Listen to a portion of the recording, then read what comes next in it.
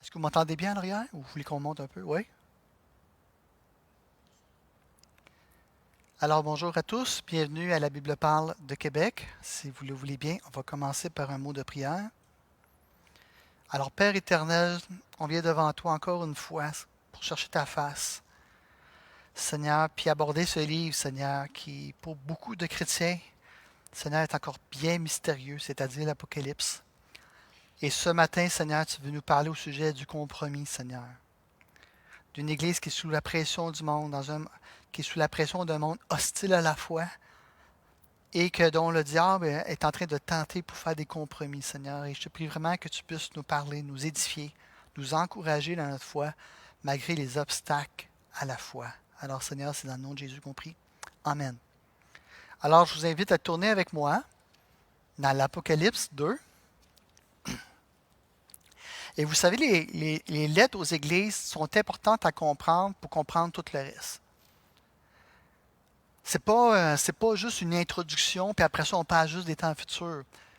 Les lettres aux sept églises représentent l'Église actuelle et celle du passé, celle actuelle et celle du futur si le Seigneur retarde sa venue.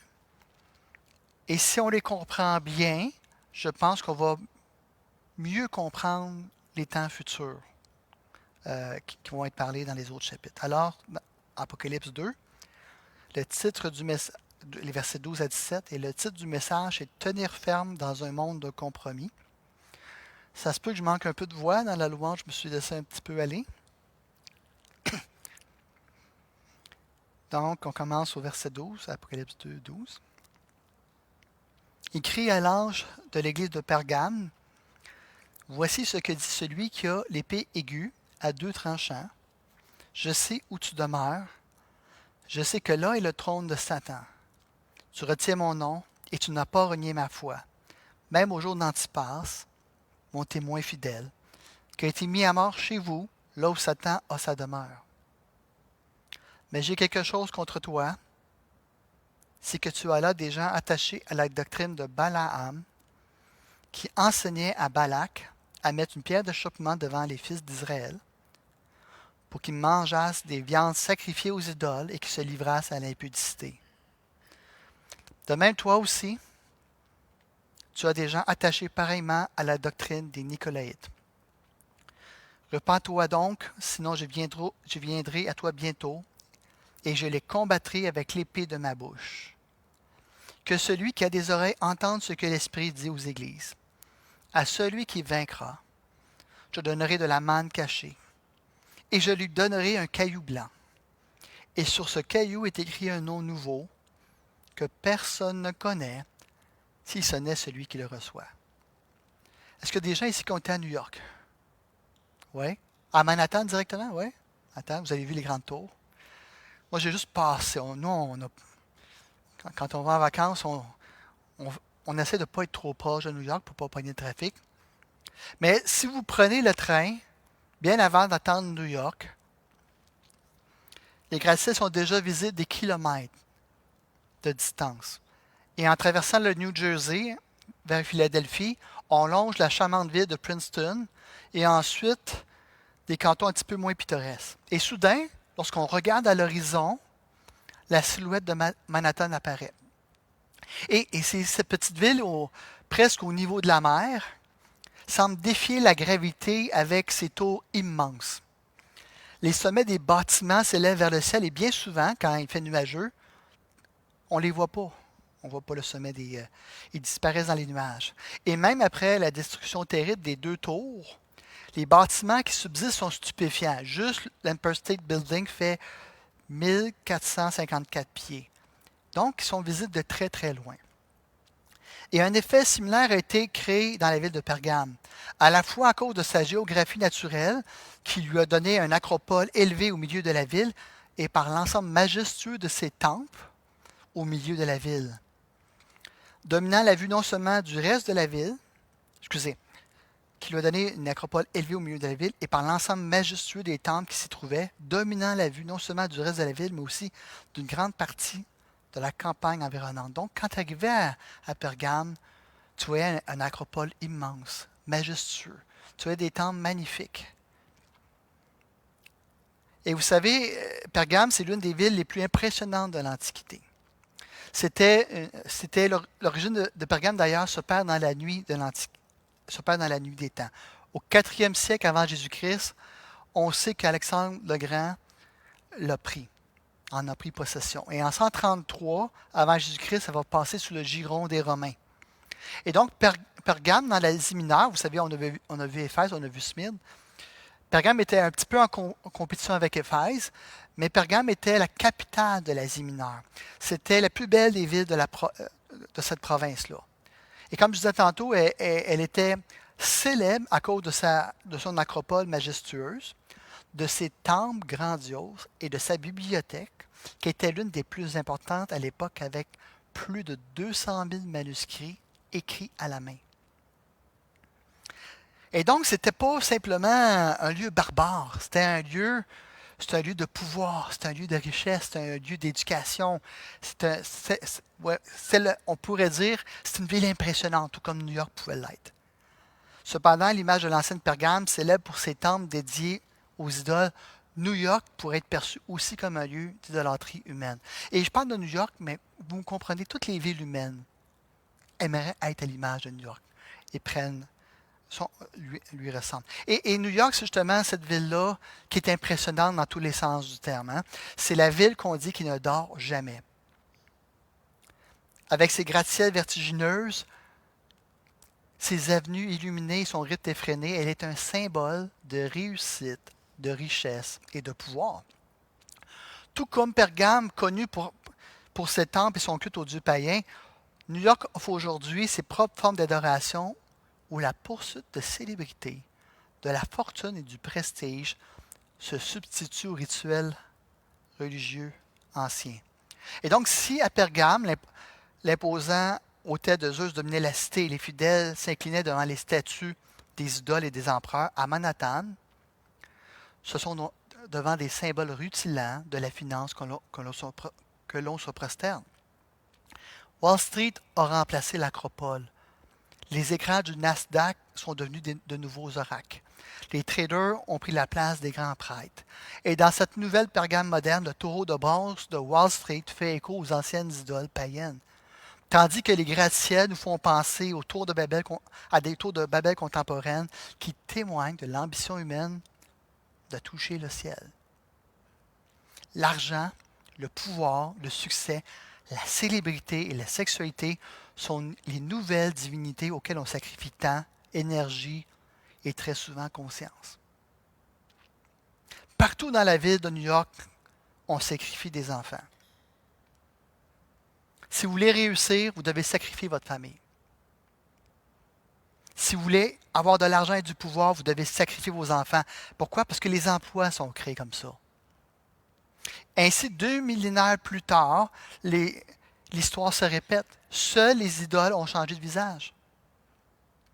Et on vit dans une société idolâtre qui est de plus en plus païenne et de plus en plus opposée au christianisme. Et vous savez, on vit, chacun d'entre nous, cette pression-là. Vous dites, je ne suis pas à New York, je ne suis pas un trader. Mon salaire n'est pas dans les 6 chiffres, pour ne pas dire les 7. Mais il y a une terrible pression actuellement sur chacun d'entre nous par la culture environnante. Vous savez, les attentes professionnelles, l'influence des pairs, la famille, la culture environnante, les médias, les réseaux sociaux, ainsi que l'immoralité ambiante exercent sur nous une pression constante pour qu'on se conforme aux idoles de notre époque et qu'on fasse des compromis sur notre foi. Et dans notre passage, Jésus s'adresse à une église, à l'église de Pergame, à une église où des chrétiens vont payer de leur vie pour rester fidèles à Christ. Et Jésus va leur adresser des encouragements, mais aussi un avertissement sévère. Pourquoi? Parce que Jésus nous appelle à une fidélité radicale, sans compromis.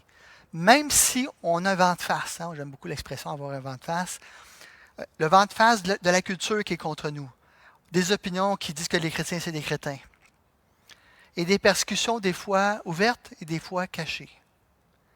Mais Jésus nous appelle à rester fermes dans un monde qui peut être très hostile envers nous. Et j'aimerais qu'on voit 3 points ensemble. Premièrement, premier point, l'appel à la fidélité radicale. Deuxièmement, les compromis du cœur. Et troisièmement, les promesses du vainqueur. Donc, premièrement, l'appel à une fidélité radicale. Verset 12.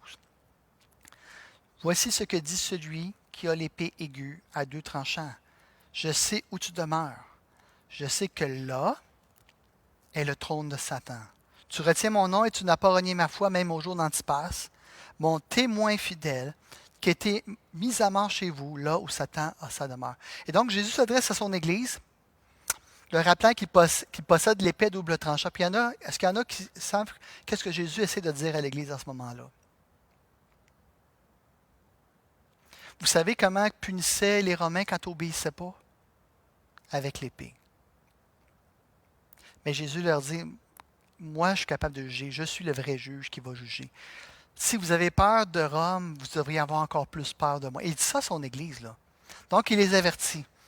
Il dit, je suis celui qui juge l'Église. C'est pas César qui va juger l'Église, c'est moi.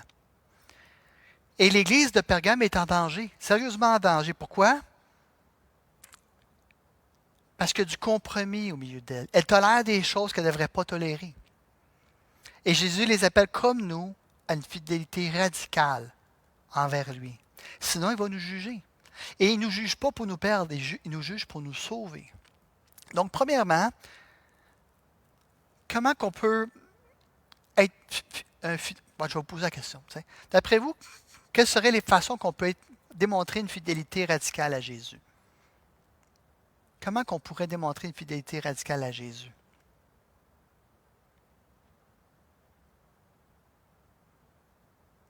Oui, vas-y, mon frère.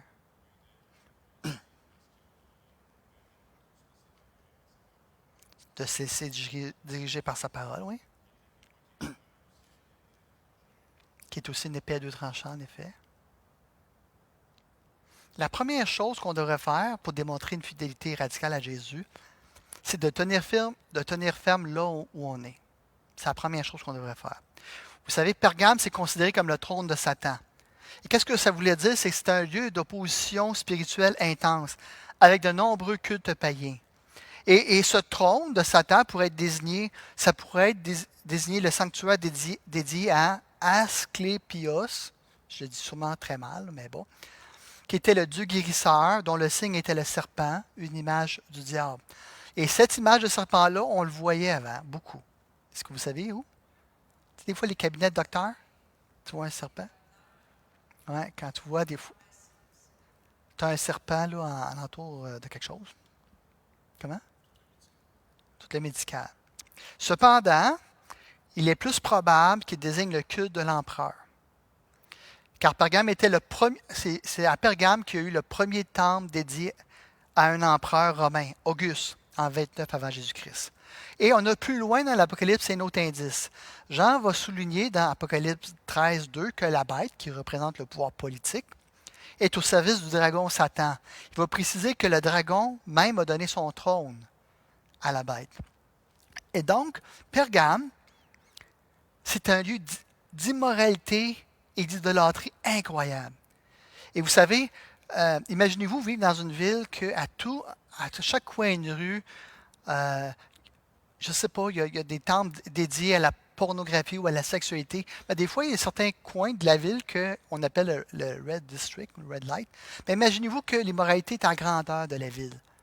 Tu sais, quand tu dis que tu as peur de sortir avec tes enfants dans la rue parce qu'il y a plein de cochonneries. Mais Pergame, c'est un lieu d'idolâtrie et d'immoralité profonde. Et on a tous notre Pergame. Ça peut être notre lieu de travail avec des gens qui ont des conversations assez vulgaires. Nos cercles sociaux et même on peut avoir des combats intérieurs où notre foi à nous est durement mise à l'épreuve. Tu n'as pas besoin d'aller dans des temples et te mettre à genoux pour avoir des combats.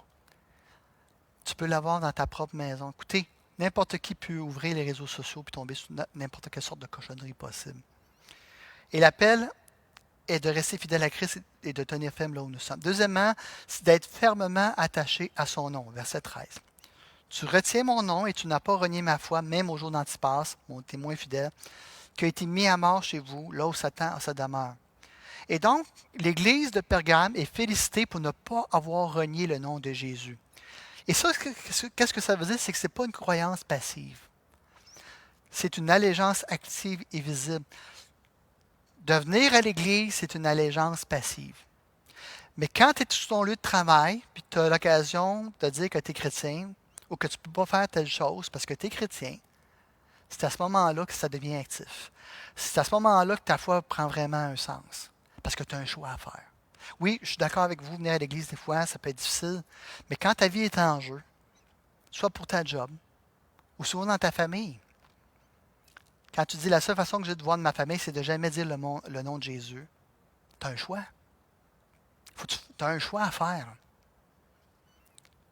Combien d'entre nous, on veut acheter la paix en se taisant au sujet de Jésus? Quand on a même peur de dire qu'on va à l'église, même. Tu as peur de perdre des promotions. Fait qu'il y en a une pression. Tu peux être à l'école et tu te dis, j'aurai jamais d'amis si je me déclare pour Jésus. Puis tu te dis, à l'église, il n'y en a pas de jeunes de mon âge.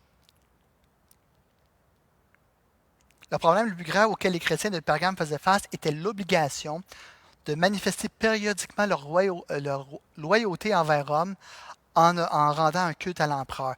Et c'était pas grand-chose, vous savez, c'était de jeter quelques graines d'encens sur l'autel devant le buste de l'empereur et de prêter serment en disant « César est Seigneur ». Mais savez-vous quoi? Les chrétiens ne pouvaient pas faire ça. Parce que pour les chrétiens, il y a juste Christ qui est Seigneur. Puis souvent, il y a des gens qui pouvaient passer dans leur tête, « Oui, mais c'est pas grave. » Les gens qui le font, là, à Pergame, ils ne croient pas réellement que l'empereur, c'est un Dieu, là. T'sais, on sait que c'est pas vrai ce qu'ils font là. T'sais, ils savent eux-mêmes que ça n'a pas de bon sens de faire rendre un culte, mais on va le faire. Pourquoi? Parce que si on ne le fait pas, vous savez la fameuse marque de la bête, si tu ne le fais pas, tu ne pourras pas travailler, tu ne pourras pas commercer, tu ne pourras pas rien acheter. Fait qu'il y a un prix à ne pas rendre un culte à l'empereur. Mais rendre un culte à l'empereur pour un chrétien, c'était d'anéantir le témoignage que les chrétiens devaient rendre à leur Seigneur au monde, à savoir que Christ est le seul Seigneur et le seul Sauveur. D'admettre que Christ est seulement un Sauveur parmi tant d'autres, que d'admettre que Christ est seulement un Seigneur parmi tant d'autres, c'était de détruire le message que Christ nous a donné pour le monde, que le seul Sauveur, c'est Jésus-Christ. Et les chrétiens de Pergame ont refusé de renier leur foi en Christ, même dans les heures les plus noires. Vous savez, ces heures-là qui ont coûté la vie à Antipas, qui lui est mort pour sa foi. Certains pensent que c'était peut-être un des anciens ou des pasteurs de l'église là-bas, qui a été mort pour sa foi parce qu'il a refusé de rendre un culte à l'empereur. Et selon la tradition, vous savez, je vous ai parlé du taureau de bronze là, à Wall Street. Selon la tradition, on l'aurait brûlé à mort dans un taureau de cuivre incandescent, c'est-à-dire qu'on a mis le feu en dessous. Lors de la vague des persécutions instigées par l'empereur Domitien. Non seulement il dit, tu ne veux pas adorer notre idole, on va te mettre dans l'idole et on va te brûler. Et voilà donc un homme qui a payé le prix ultime pour avoir refusé tout compromis. Puis l'ennemi, il vient vers nous et dit, écoute, c'est pas grave, là. Tu sais au fond de ton cœur que Jésus est Seigneur.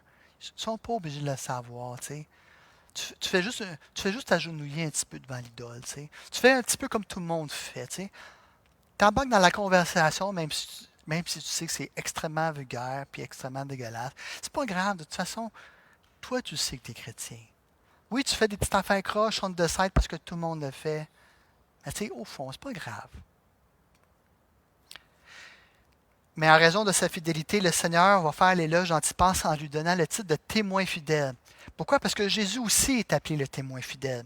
Pourquoi? Parce que Jésus est le fidèle témoin de la vérité de Dieu et Jésus-Christ a été mis à mort parce que justement, il témoignait de la vérité de Dieu. Alors si Jésus l'a fait au prix de sa vie, il nous appelle aussi à le faire. Maintenant, que signifie aujourd'hui d'être fermement attaché au nom de Jésus?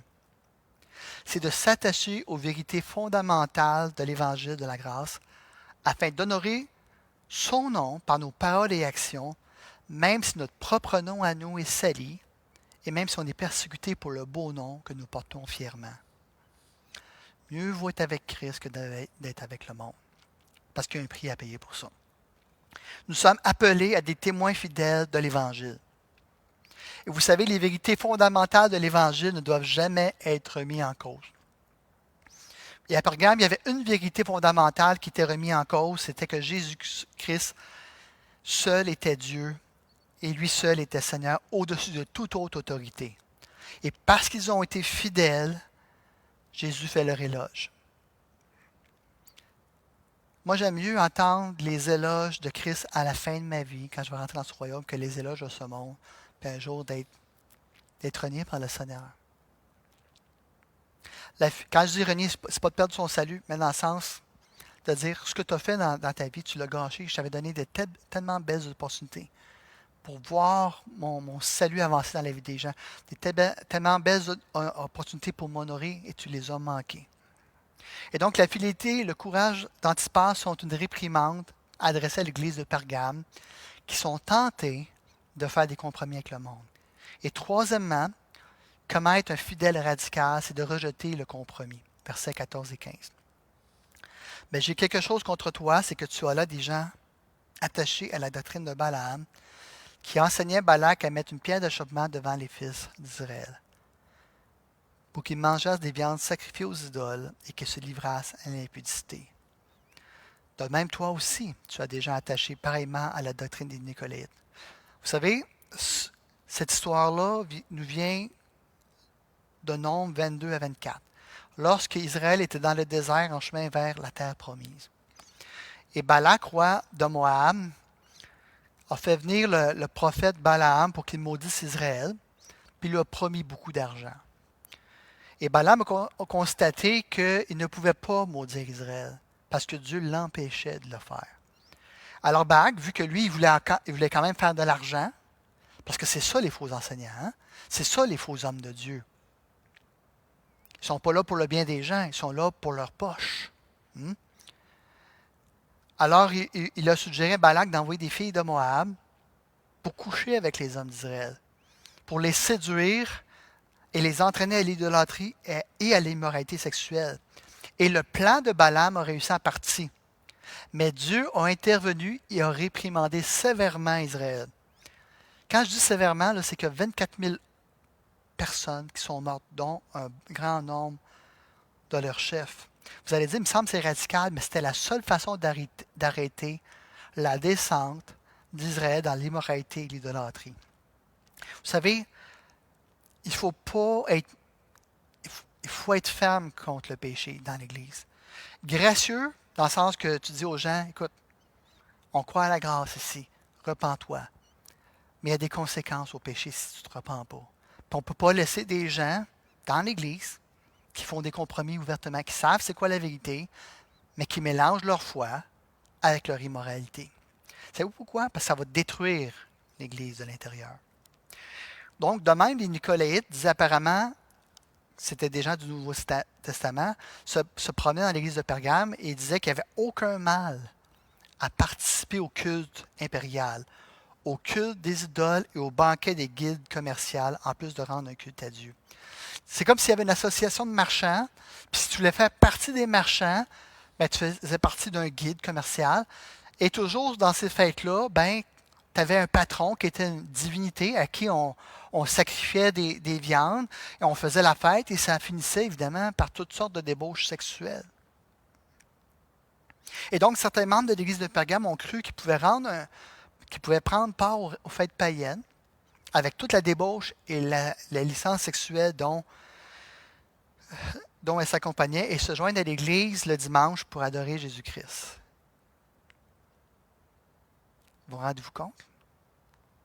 Dans la semaine, tu vois ton idole, puis là, tu es dans des bauches, puis dans les orgies, puis dans toutes les cochonneries possibles. Puis là, dimanche, tu arrives à l'église, c'est pas grave. J'adore Jésus. Maintenant, posons-nous la question. Quels sont nos Balaam et Nicolaïtes aujourd'hui? Comment est-ce qu'on compromet subtilement notre foi pour être accepté, pour avoir du succès et avoir le confort que le monde nous promet? Et en passant, il ne réussit jamais à nous livrer, mais ça, c'est une autre histoire. Ce qui m'amène à mon deuxième point, les compromis du cœur. Verset 16. Repens-toi donc, sinon je viendrai à toi bientôt, et je les combattrai avec l'épée de ma bouche. Et donc, l'idolâtrie et l'immoralité de certains dans l'Église mettaient toute l'Église en danger. Dieu va les juger avant qu'il ne soit trop tard pour sauver la majorité. Tu sais, quand Dieu juge sévèrement, ce n'est pas pour perdre. Parce que Dieu donne toujours un temps pour se repentir. Sauf que si l'Église ne prend pas position contre le péché, là, parce que, savez-vous ce qui va se passer, c'est que, puis on l'a vu, hein? Avez-vous remarqué que, surtout quand tu es un leader à l'avant, tu ne peux pas garder ton péché longtemps caché. Dieu va finir par le révéler à tous. Savez-vous pourquoi il fait ça? Parce que ce péché-là va détruire l'Église. Ce péché-là va détruire le témoignage de l'Église. Ce péché-là va faire que les gens vont perdre confiance dans l'Église. Puis soyons honnêtes, quand des hommes ou des femmes de Dieu sont tombés, là, le monde nous le reproche, non? Ils disent, ah, c'est ça, vos hommes de Dieu là, qui demandent de l'argent puis qui couchent avec tout le monde. Hein? Puis même nous, ça nous ébranle. Alors, si l'Église ne fait pas de discipline, ben Dieu va la faire. Mais pourquoi est-ce qu'on a tant de difficultés d'abord à rester fidèle à Jésus-Christ? Je pose la question. D'après vous, qu'est-ce qui est difficile pour suivre Jésus aujourd'hui? Face à un monde qui nous met de la pression sur toutes sortes de choses, d'après vous, c'est quoi la difficulté? Pourquoi c'est difficile de rester fidèle? Oui, mon frère.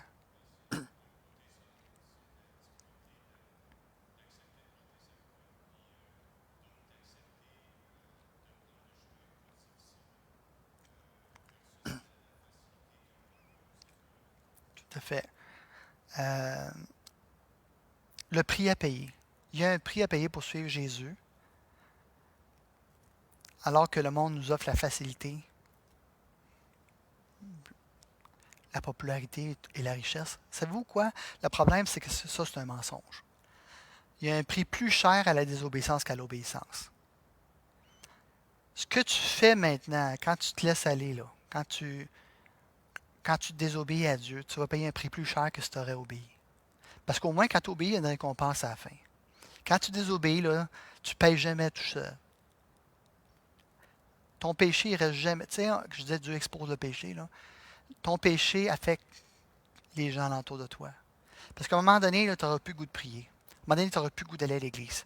Puis à un moment donné, ton témoignage, ce que tu es réellement au fond de toi, un esclave du péché, tout le monde va finir par le savoir. Puis ça va impacter tous les gens alentour de toi. Et donc, moi je dirais premièrement, on est aveugle à nos propres idoles. On est aveugle à nos propres idoles.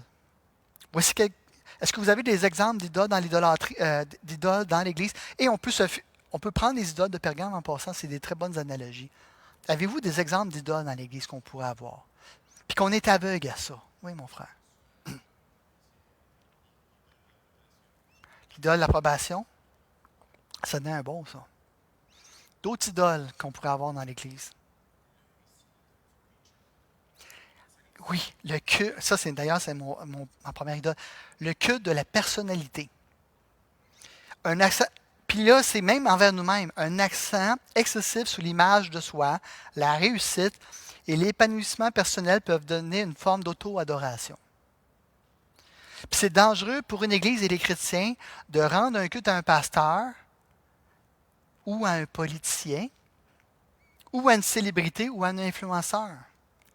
Pourquoi? Parce qu'on devient aveugle à leurs fautes et on passe sur silence leurs péchés et leurs abus, de peur que leur image en soit souillée et qu'on en vienne à ne plus les adorer.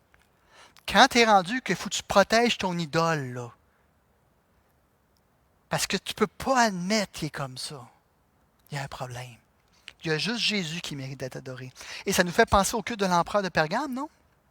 Où une figure humaine était élevée au statut divin. Et cette adulation-là peut détourner de la voie et nous encourager à avoir des comportements contraires avec l'Évangile. Seul Jésus est Seigneur et mérite qu'on lui rende un culte. Deuxième idole qu'on a dans l'Église. Le culte de l'argent, du pouvoir et des biens matériels. Les faux enseignants comme les Nicolaïtes enseignaient des fausses doctrines qui étaient séduisantes pour un profit. Parce que ça marchait. Puis la raison qu'ils les enseignaient, c'est que ça leur donnait du pouvoir, ça leur donnait de l'argent, ça leur donnait de grands biens. Et les idoles de la richesse, du pouvoir et du matérialisme vont jamais nous satisfaire. On va jamais en avoir assez pour nous-mêmes. Et savez-vous quoi? On va leur consacrer notre vie entière. Parce que ce qu'on a, on ne pensera jamais que c'est suffisant. Il en faut toujours plus.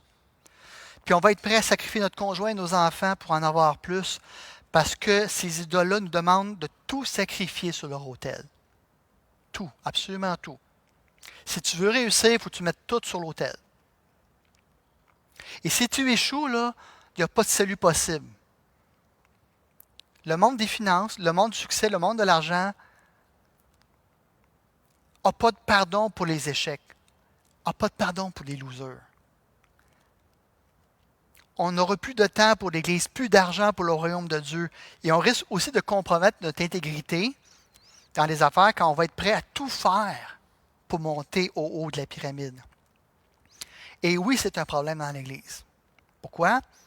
Parce que le danger pour l'Église est de faire une distinction entre ses membres en faveur de ceux qui ont du pouvoir, envers ceux qui ont de l'argent et des grands biens, à cause de ce que ça peut rapporter à l'Église. Deux types de personnes. Ceux que tu honores parce qu'ils ont du pouvoir, de l'argent, de la réussite, puis les autres sont bons à sortir les poubelles. Vous me suivez? Et l'autre danger, c'est aussi de taire les péchés de certaines personnes que tu sais qui ont du pouvoir dans la société, tu sais qu'ils ont de l'argent, et tu sais qu'ils sont malhonnêtes, mais tu n'oses pas leur dire, parce que sinon tu vas perdre leur dîme. Et pire, les prédicateurs qui promettent des richesses aux gens, si vous donnez beaucoup à leur caisse, évidemment. Et c'est toujours de ta faute si Dieu ne te bénit pas. C'est parce que tu n'as pas donné assez. Une autre idole qu'on pourrait avoir dans l'Église, en avez-vous? De culte de l'image et de la sexualité. On ne s'en rend pas compte parce qu'on est dedans aujourd'hui. Hein?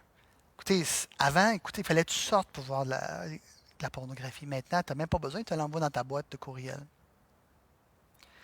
À cause de la culture d'immoralité qui nous entoure, on va mettre une valeur démesurée sur la beauté corporelle et sur le plaisir sexuel. Puis on va dire que c'est pas si grave que ça que de regarder de la pornographie ou de coucher avec quelqu'un avec qui on n'est pas marié ou d'avoir des pratiques sexuelles déviantes.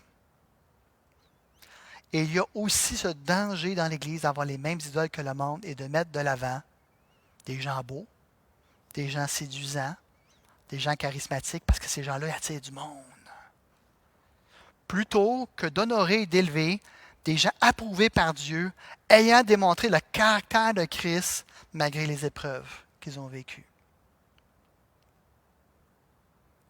On fait une passe-droit à des gens qui ont plein de talents, qui sont beaux, qui sont attirants, plutôt que des gens qui ont été éprouvés par Dieu, puis qui ont, même s'ils ont eu de la misère, même si des fois ils ont mis le genou à terre, Christ les a relevés, puis se sont relevés avec Christ. Ils ont continué à mettre leur foi en Jésus malgré leurs épreuves, malgré même leurs faiblesses, malgré leurs chutes.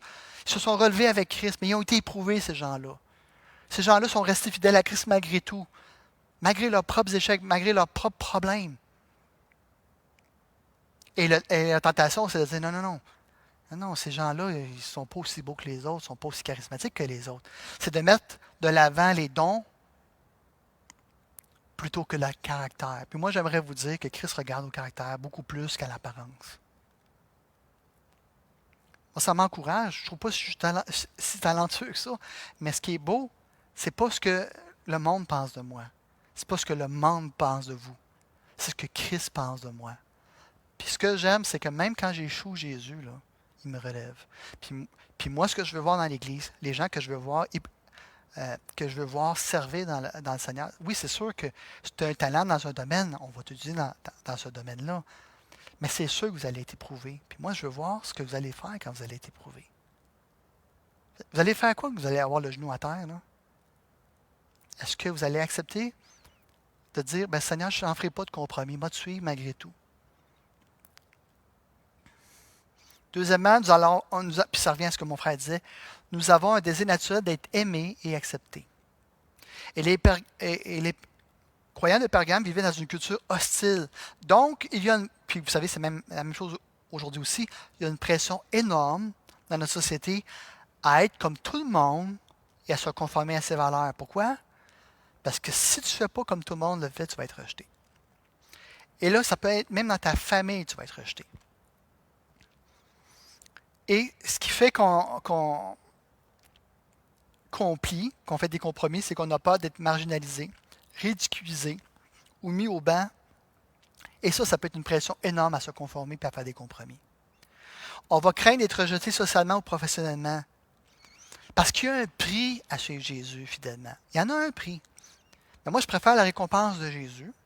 Je préfère avoir sa provision quand les temps vont être difficiles que d'avoir toute la richesse du monde. D'ailleurs, c'est ce qu'on disait de Moïse. Hein? Il a préféré l'opprobre plutôt que la richesse de l'Égypte. Nous avons tous besoin d'être aimés et acceptés. Et si ces besoins ne sont pas comblés par Dieu, par notre foi dans l'œuvre d'amour que Jésus a fait pour nous à la croix, on va chercher à les combler ailleurs. Ce sont les idoles de l'amour et de l'approbation. Et on va tout faire. Croyez-moi, les gens vont tout faire pour être aimés et être approuvés. Même si, et si ce n'est pas par Christ, si tu veux être aimé et approuvé par le monde, ça peut même t'amener à renier Christ. Tu sais, un petit peu comme Pierre, là, quand il a abandonné Jésus, quand il l'a renié. Pourquoi il l'a renié? Parce qu'il avait peur pour sa peau. Nous ne pouvons pas aimer deux maîtres, car ou bien on va haïr un et aimer l'autre, ou bien on va s'attacher à l'un et on va mépriser l'autre. En d'autres termes, tu ne peux pas être sa clôture. Tôt ou tard, tu vas devoir choisir. Et vous savez, le danger pour l'Église réside dans la tentation de vouloir être aimé et accepté par le monde.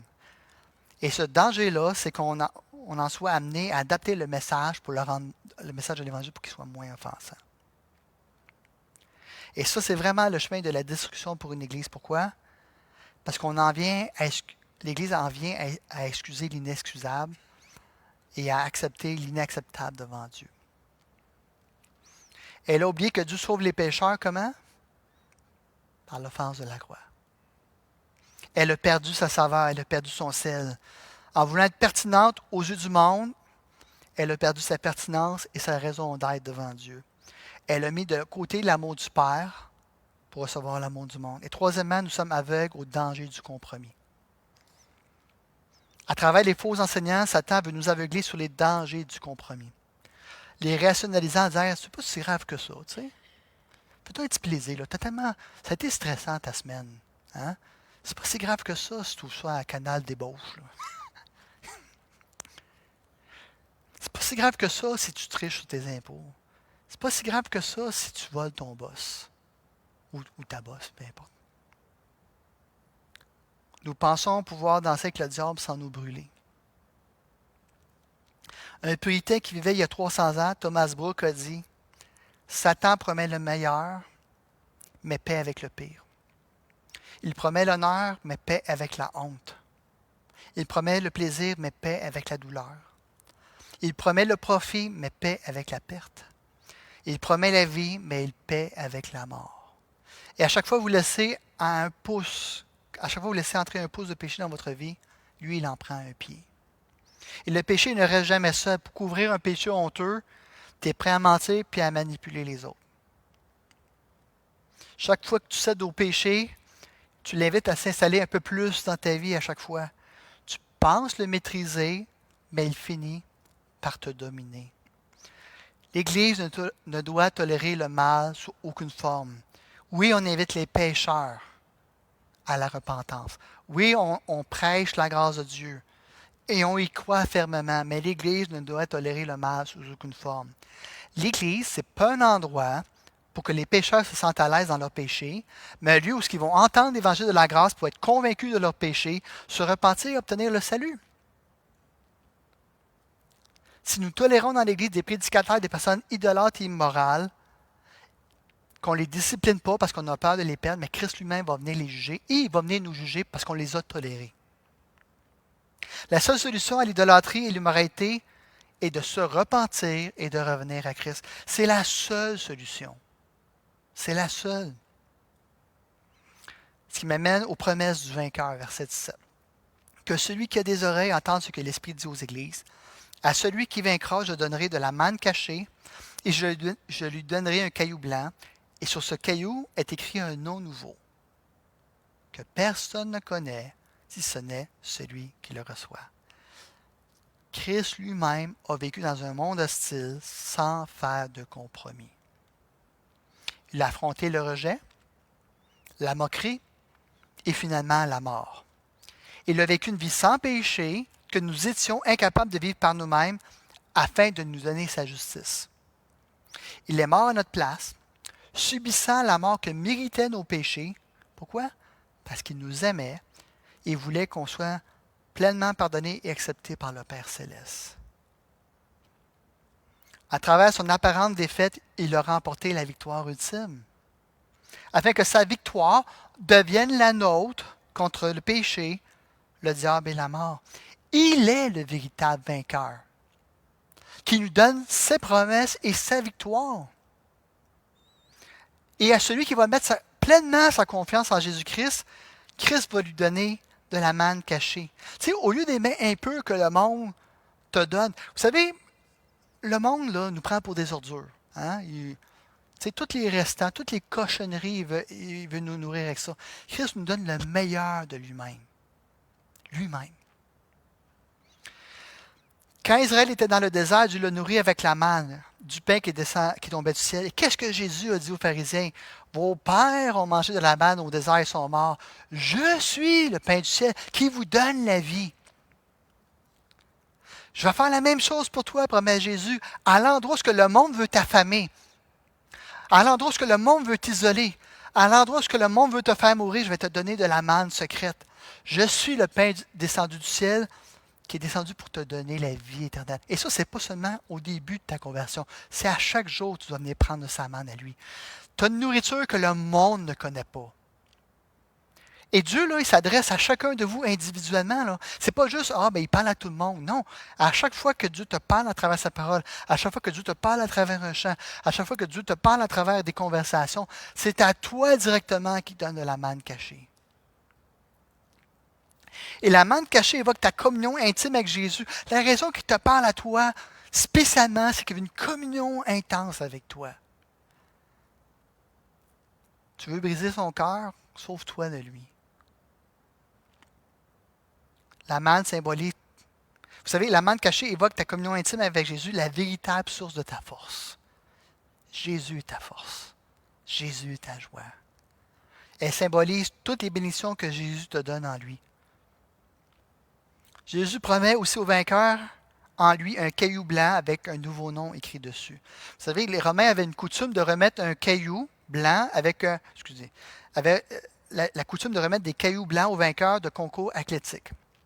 Et le caillou blanc, c'est comme un billet qui te permet d'entrer à un banquet spécial de remise des médailles. Et au lieu des festins décadents du monde, puis vous savez, je suis en train de lire justement Ecclésiaste, puis vous savez, c'est Salomon qui a vécu les plus grandes fêtes, qui a eu des centaines, pour ne pas dire des milliers de femmes dans son lit, qui a vécu tout ce qu'un homme souhaiterait vivre, puis qui dit à la fin, tout ça, ça ne m'a rien rapporté. Croyez-moi, de vivre des poubelles du monde, là, vous ne vous sentirez pas mieux après. Okay? Mais Jésus nous a toujours donné le meilleur. Au lieu des festins décadents de ce monde, ces fêtes de désespoir et de mort, puis pour avoir été dans le monde, puis pour avoir été à ces fêtes-là, je peux te dire qu'à la fin, là, de voir tout le monde sous, tout le monde gelé, puis il y en a faire des choses que tu penses que tu ne devrais jamais faire parce que tu es tout croche, il n'y a rien de glorieux là-dedans. C'est ça que le monde nous offre. Parce que c'est les fêtes du désespoir, c'est les fêtes de la mort, c'est les fêtes de gens qui n'ont aucun avenir devant eux. Mais Jésus, lui, nous offre, te promet l'accès à son festin, le festin de l'agneau et l'entrée dans son royaume éternel.